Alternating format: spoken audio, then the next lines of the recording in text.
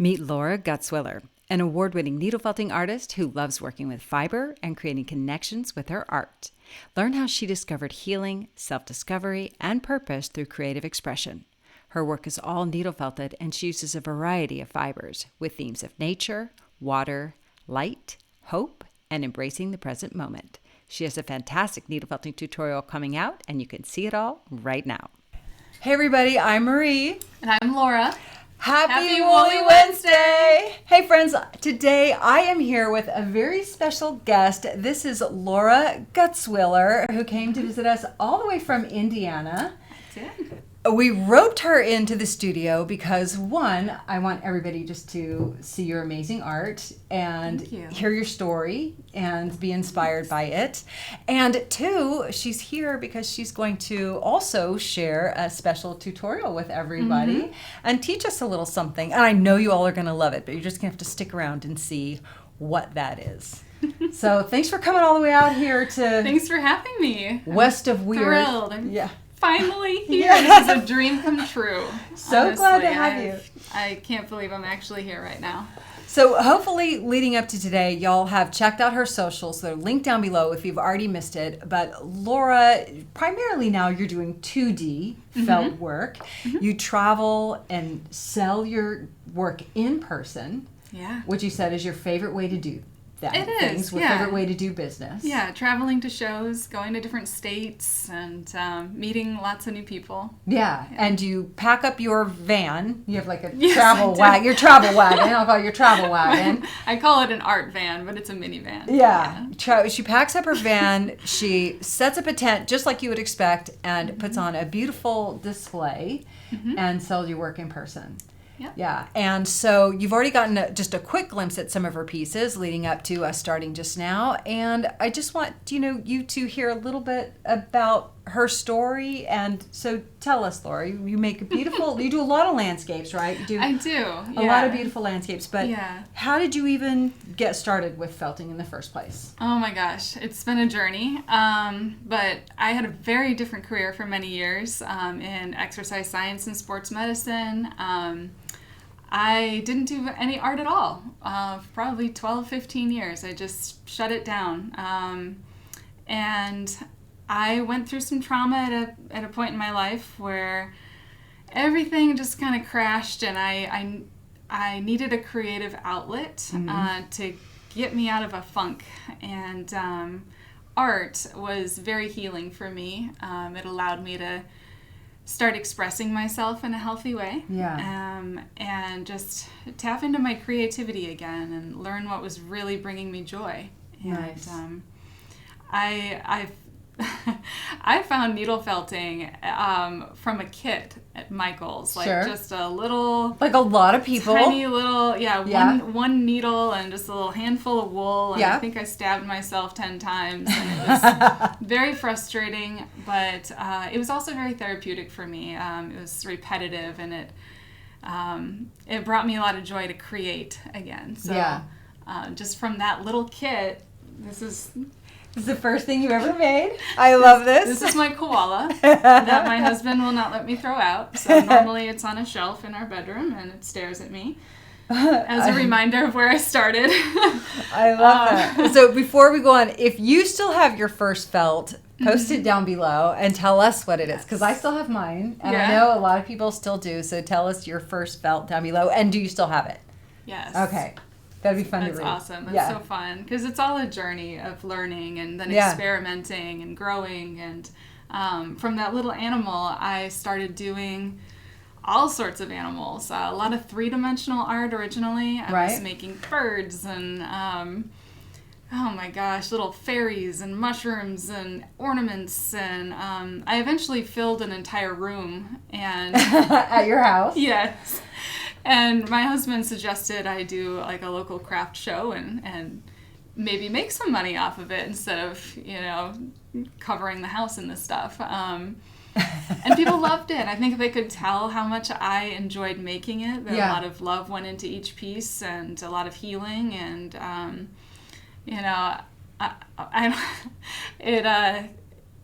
it's really been just a magical journey where I got so much encouragement from other people, from my friends, just seeing me smile and be happy, and even if it was just a silly little thing. So it definitely started in a three-dimensional style. Right. And that was about 2018, you said? Yeah, about around 2018. And for a couple years, it was all three-dimensional art. I experimented with like shadow boxes somewhere in 2019. I'd make a three-dimensional object or animal, and then I would put it into a deep set shadow box, and I'd throw a little mixed media in there, and I would like create a scene. My local YMCA in Valparaiso offered to put a couple tables of it out in the lobby, and it was partly a fundraiser too, and that was the first time that I sold some of that art, the shadow boxes, and it was so well received, and people didn't even know I did art, because that I like combined my world of, I was personal training there at the time, and then all of a sudden had this art out in the lobby too, and so from those shadow boxes, my mind just kind of exploded with ideas. You know, when you find a new medium or you find something that's exciting, you just want to try every possibility and just the buffet, like I said, the buffet. See what you can do with it. Yeah. And I really, for the next year after that, just experimented with color and design, and I made pieces sort of three-dimensionally popping out of the frame a little bit, and then I stopped kind of doing the mixed media aspect and transitioned just to wool. So you said you saw something that inspired you, and then you started making your pieces flatter? Yeah. Is that then? Is that when that happened? Yeah, it was Moy McKay's book. Okay, one of them. Yeah. Oh, Yeah. I don't Felt and Stitch. Okay. Yeah. And I flipped through that book and was just like, oh my gosh, this is beautiful. And that's wet felted, which I still don't know how to do.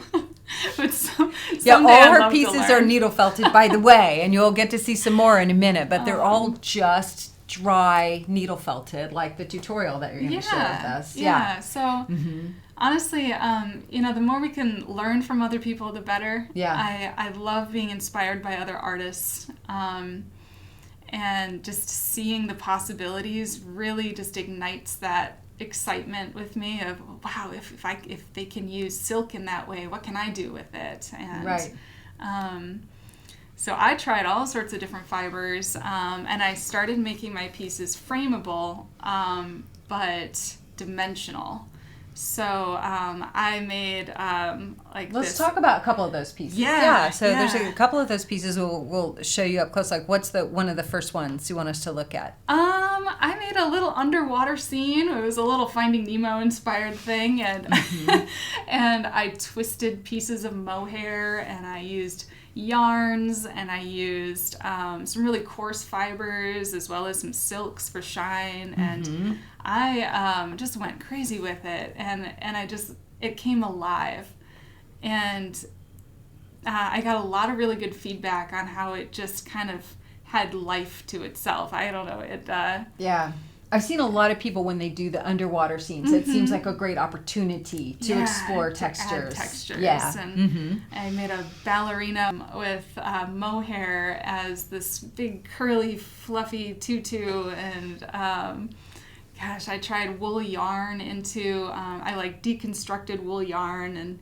used it for a big wave piece along with some silks, and I loved things that would just shine and catch your eye, and that's when I really realized that I was experimenting with fiber, but I wasn't really I didn't really have a theme yet.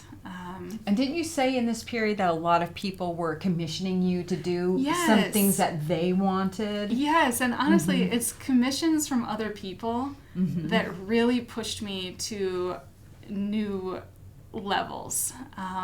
Like a good friend asked if I would do a Snow White themed picture for a nursery, and so like a cartoon style, and I was like, sure, I can try, Right. And another friend wanted a commission of a building, like their house, and I'd never tried a structure before, and what else? Just things that like I was so inspired by their idea and the challenge. Yeah, absolutely. Nice. Yeah, so. That's good. It gives you an opportunity just to try things you wouldn't otherwise have tried. Yes. But you didn't pigeonhole yourself into being like, well, now I'm doing Disney. Yeah. Right? Yes. Now I'm doing tempting, buildings. But, yeah. It was still just having so much fun with all the possibilities. And, So you said you went through a period where things were always sticking out of the matting. Yeah. And what was that? Like, what do you think about that? It was just like, I can, therefore I will, or what do you think?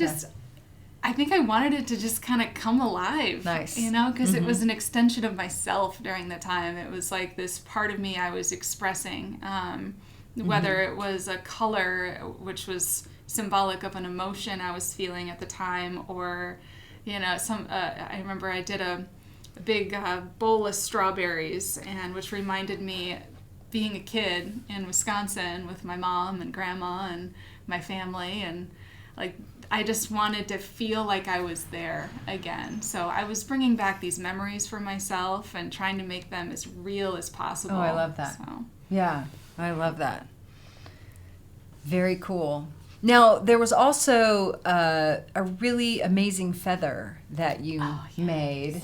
Yeah. And I know there's a lot to this feather, and she's going to, point out some of the details about it. But what was the impetus to make that feather? Like, where'd that come from? Feathers are very symbolic to me. I actually have a tattoo of a feather on my arm. It's very symbolic of freedom for me. So I was feeling very trapped before I started doing art. I was very shut down. I was very depressed. I needed something to feel free again, like the world was full of possibilities. And so the feather is symbolic for me in that way. And the feather that I created, which is still to this day one of my favorite pieces, included all these little pictures inside of it that are kind of hidden, and they're easy to miss too until you look at it a little longer. And I hid a whale and a wave in the night sky, and I hid a angel wing and poppies, and just every single part of it was meaningful, that I wanted to kind of sneak in there. So the feather's kind of my story in a way. Beautiful. My journey. It's a beautiful piece. Yeah. Do you still have that one? I do not. It's with a friend in Upper Michigan. So, yeah. I actually have very few of my own pieces at home, so otherwise I get very attached to them. Right. There was something else here in your transition, in what you consider your transition period. A fun one. Your turtle. My turtle. Yeah. Okay. Look at this cute turtle. So I have to talk about the turtle, because it's kind of like when you find the perfect paintbrush that you love working with. What was Bob Ross's? What was that? I don't even know. The palette knife. Oh, right. For me, it's the 38 star spiral needle. Like the orange handled needle. The orange. I keep like 12 of them on hand because I felt a little rough and I break quite a few of them. But I love this needle so much. It allows me to do detail that I'd never done before. So the turtle, it was at the time the most detailed thing I'd ever done, so small. So the turtle's only like 4 inches by 4 inches. Wow. And you use that needle on that. Yeah, to really just how interesting. Take one little fiber and dig into the edge and create a border and definition and tiny little dots. And I was so impressed with that needle that I just could not stop working on that turtle. I love that. That's fun. So the turtle was the magic piece, and ever since then I have only used that 38 star spiral. I love that, because I often tell people, like, mine's the 42. I'm like, if I had to survive, I mean, I don't know if I'd survive without the 42, but I always say it's like a paintbrush or a knife. You find what you like, and that's what you're going to work with. Yeah, and people are different. Yeah, I have a friend who loves the 40 spiral. 40 spiral. I'm like, how could you do everything with a 40 spiral? Yeah. 40 spiral, who knows? Yeah. Well, this is an interesting piece we want to share, and this is sort of a bit of work in the making. We have this little, just a little quick video, but you can see that you do a lot of your layout like dry layering. Yeah. So especially when I start working on bigger pieces, when I started going more into like an 11 by 14 size, what I would do is I would layer all of my colors. I would, like in a sky, for instance, if I was making a sunset, I would start with the base layer and just start adding all my little colors until it was like 6 inches tall. And I would press it down a little bit to see if I was liking how things were coming through. But when I start, I just layer it. I pile it on. And then I start using what I call the blaster, which is the thing that we sell. That you sell with like the 20 needles on it. We used to, so you can't get it anymore. Oh, no, sorry. You can't. Oh, it's okay. It's just the people retired who made them. Oh, I love that thing. Okay. It is also kind of scary, but it could be. But you can use the smaller one too, and you can start. Sorry, we don't have it anymore. Packing it down slowly, and then adding little definition and details on top of it. Right, and so from that piece, you made this incredible beach sunset. Yeah, that's another one of my favorite pieces. I marvel at it. Is that piece sold? Is that piece gone? Yes. Yeah, it's an amazing sky. I mean, just to think that it came from that big pile of wool. And so you tend to work larger now? I do. Or both, like some small and some large? I bounce around. I mean, there's magic to small pieces. You know, there's something that pulls you into a small piece to like just take your time and look deeper at it. Right. And see what you can find. But bigger pieces, I think, especially with fiber art, show so much more of the texture. Right. And you can really tell, well, that was silk, and that was a type of wool, and that was mohair, and you can really see the texture and because you use a lot of different types of fibers in your work. I use about 12 different types of fiber now. So yeah. So, and we can see here, this is a fun one. You can see that you're saying that very often when you do a bigger picture that you start with a small sketch, if you will. You do a mini. Yeah. Minis are,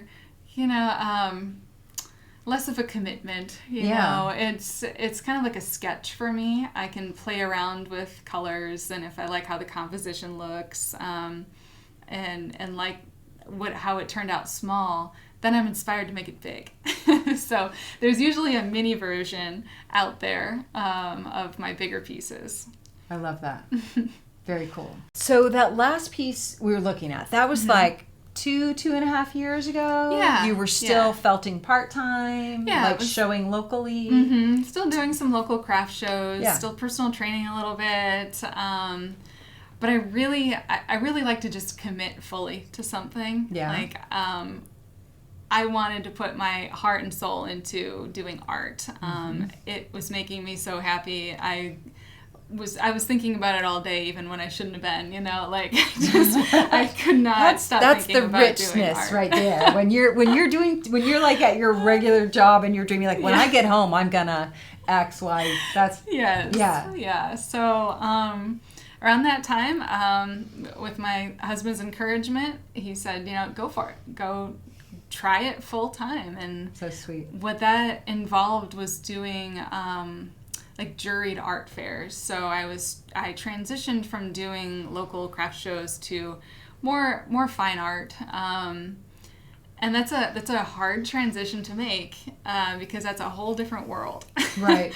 And different criteria to get in. Yeah. Different criteria to exhibit. Yes. And I really had to examine what my themes were, so that my body of work looked cohesive. Right. And that's very important when you're applying to some of those big shows.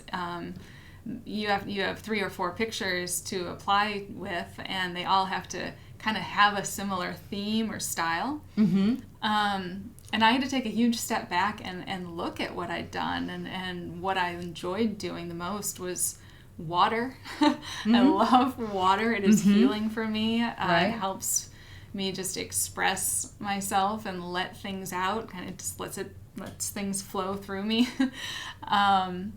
I love creating forests, especially forests with paths, because that's very symbolic of everyone's journey through whatever you're going through, to keep your eyes on the horizon and keep moving forward. And and discover things along the way. So forests are very symbolic for me in my art.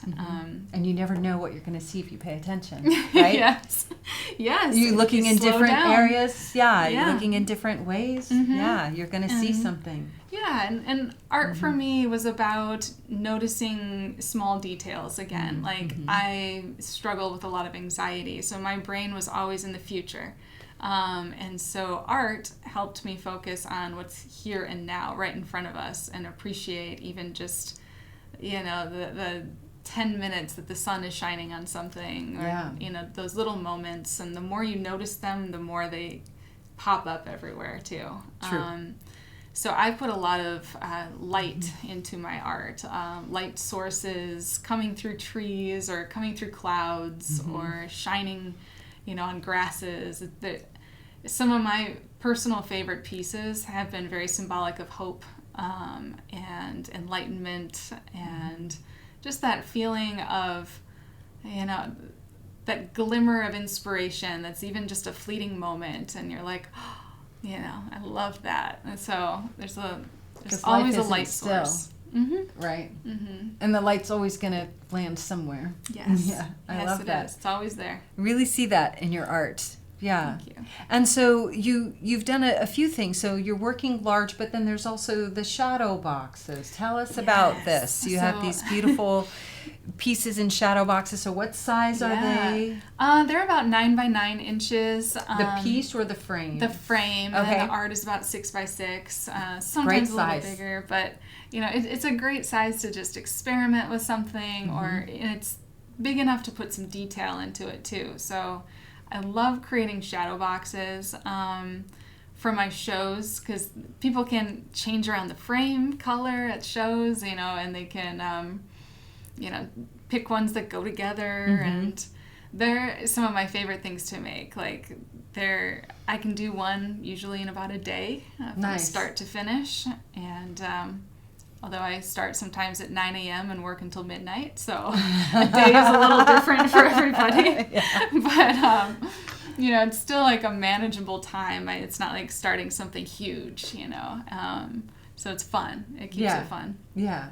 And so you do those, but then you also do really large pieces, as we can see, like in your booths. And some of these pieces are very big. I am really experimenting this year with how big I can go. Okay. And I just finished one that's about 27 by 38, somewhere in there. Is that this waterfall? No. That's it. That one. Okay, we're about that size. Okay, we'll pull this one up for y'all. So so that's huge. that will take up the whole back of my booth, the back wall, and I tried to put as much detail into it as possible. And I love confusing people at shows. Like, they think it's photography sometimes until they get closer to it, and they're like, wait a minute, there's texture. so that's a lot of fun. Very cool. And big pieces allow people to really get up close to it and see that. These big pieces, you're matting and framing and putting them behind glass. Yes. And taking them with you. Yeah. Cutting mat board is my least favorite part of the entire process. Right. But with fiber art, like, I have to create space between the art and the glass. And there's not many ways to do that. So I just have to do that myself. And then my husband is actually making frames for me, which is really fun. And so sweet. He's part of it, and he gets a lot of compliments on his frames too. Now, that's not his full-time job. So this is him in the extra hours. This is his extra support. Yeah, because he's got a full-time job and he does this. That's love right there. That's amazing. And it's something that we made together, and then we both get to go to these shows and see people's reactions to it. And we have some fun pieces here that we can pull up, and I like this one where you're sort of pulling off the fibers. Oh, yes. Yeah. I really have had so much fun trying different types of fiber.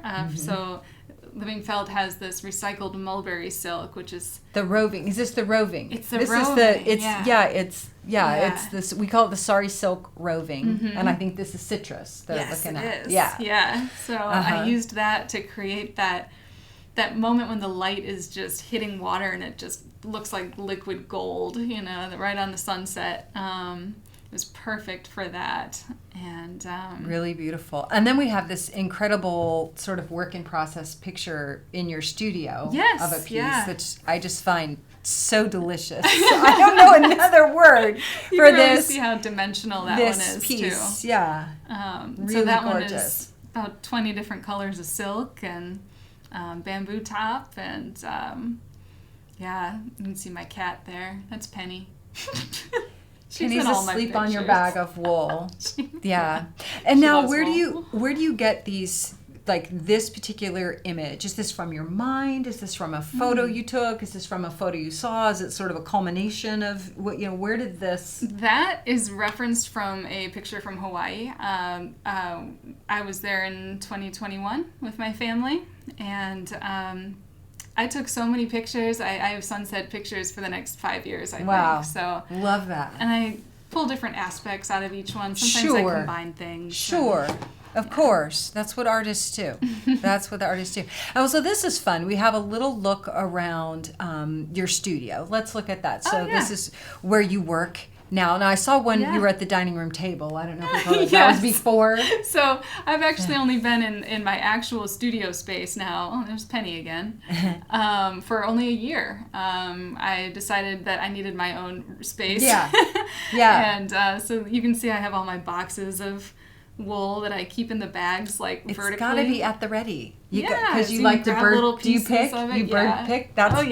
Yeah. I used to have my wool in a wall, like in shoe cubbies, but then I realized I was just bird picking all the time. So. I have to see it. I've got to see everything. I've got to see all my options. Yeah. And this is a beautiful space. So did you just convert a space in your home already? Or? Yeah. That was a guest bedroom, but we're both such introverts. We realized no one was really using that room. Yeah.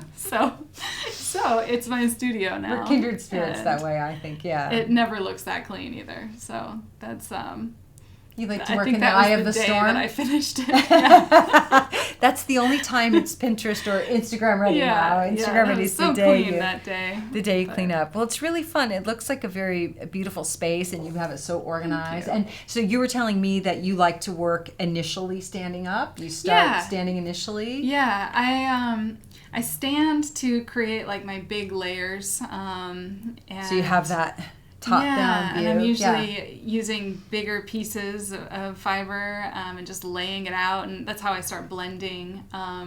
So I really don't sit until I'm doing detail work with that 38-star spiral. 38-star spiral. Orange one. The orange one. Orange. the orange one.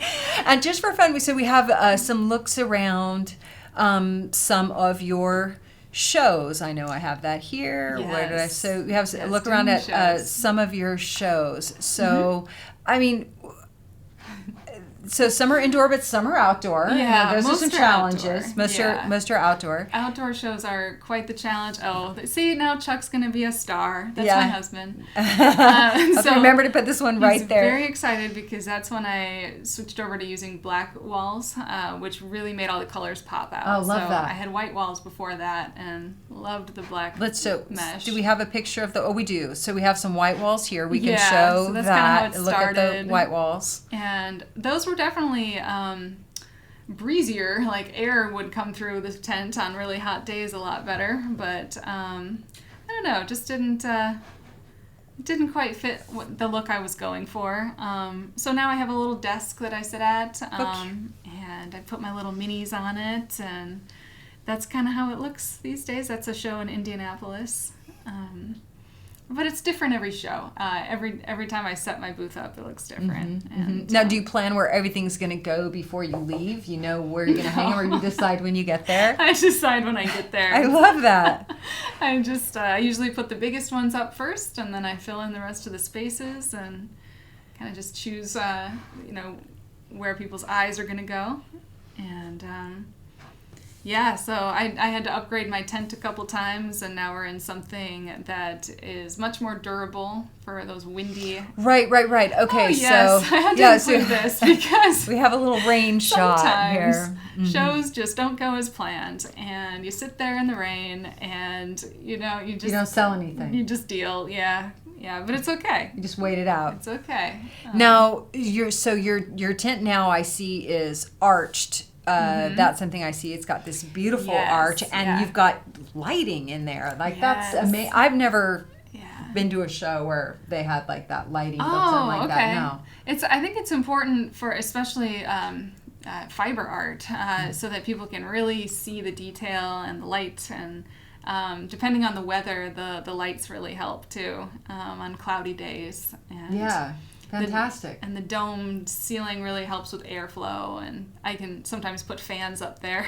Oh, nice. Pointing down on people, and then they want to stay in the booth longer. And you have to haul all this stuff. You have to haul the lights and then everything. Yes. Mm-hmm. Selling at shows is exhausting, but it's so much fun to meet so many people. And energizing. Yes.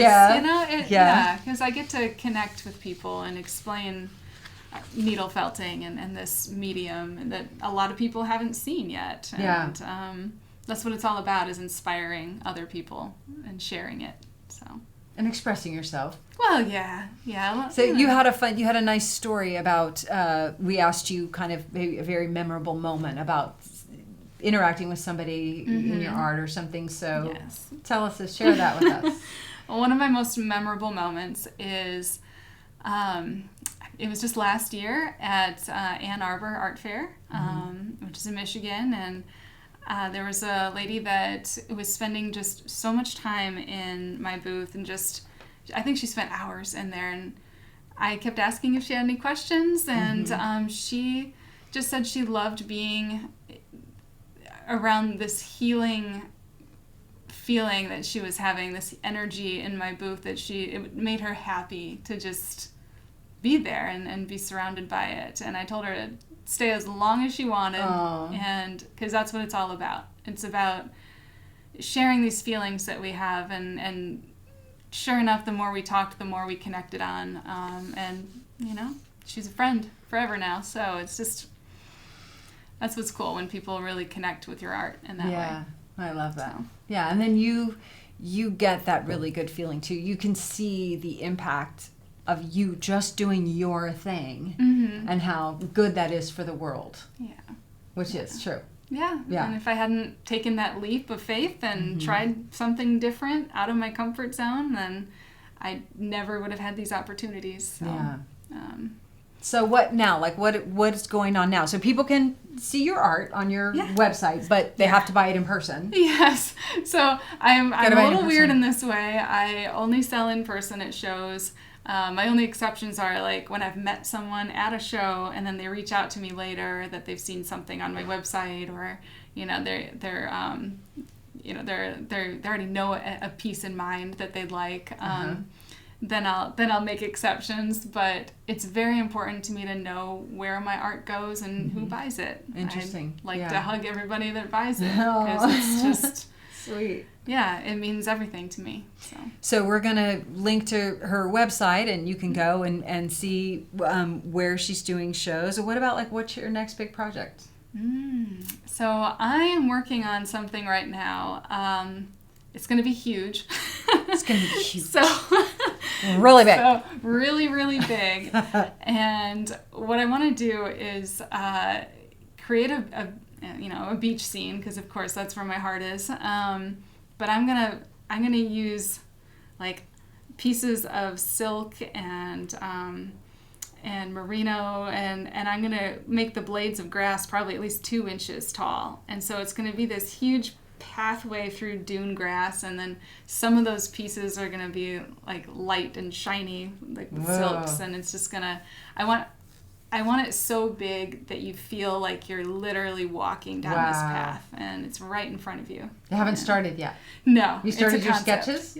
I don't actually sketch anything. I mean, the little pieces. No. I haven't even. Oh, wait. Well, one's similar. Okay. One's similar. You put the seedling of an idea there. Yeah, I put the feelers out there, and I've started thinking what could I do with that if it's bigger? So.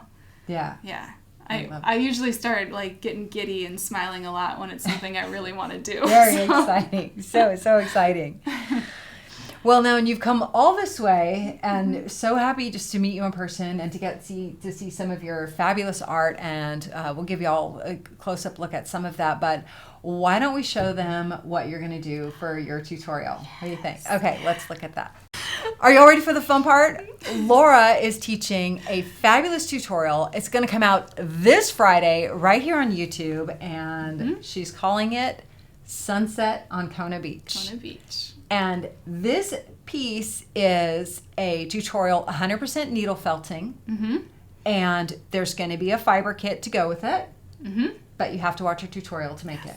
What do you want to tell them about this piece?